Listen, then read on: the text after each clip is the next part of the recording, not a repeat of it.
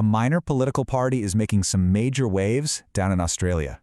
So today, we're going to break it all down.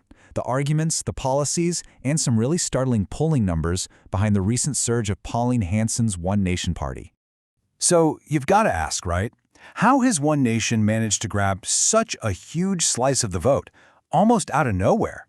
Well, the answer really starts with a recent and tragic event that just pushed this whole conversation right into the national spotlight.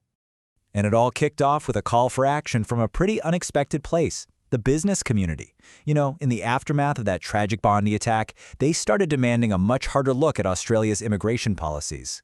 Yeah, the person who really lit this fuse wasn't a politician at all, but a business leader named Steven Lowy.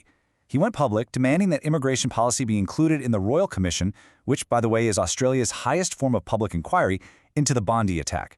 He warned that some people were exploiting the country's freedoms. And Pauline Hanson's reaction? It was instant.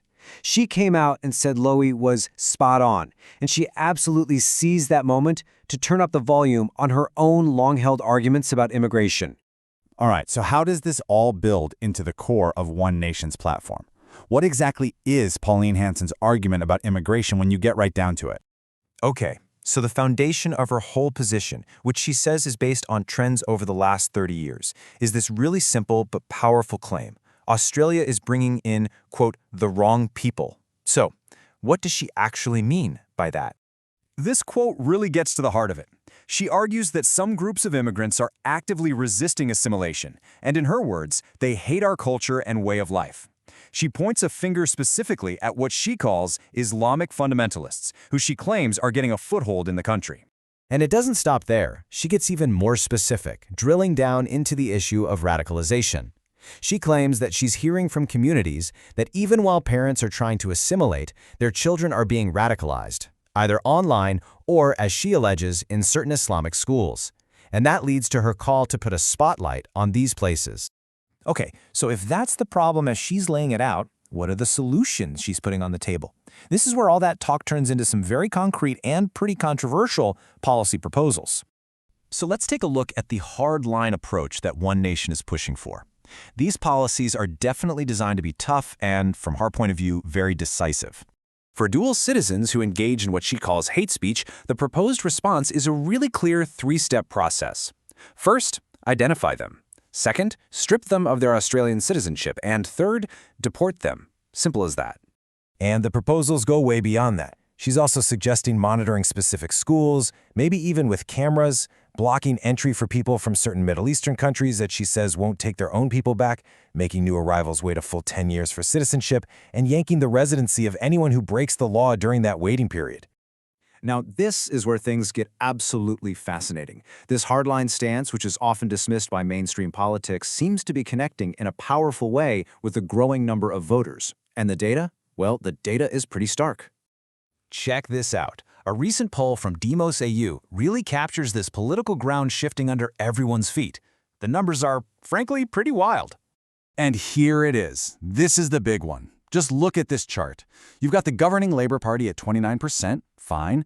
But then you have the main opposition, the coalition, tied, literally tied, with One Nation at 23%. Think about that.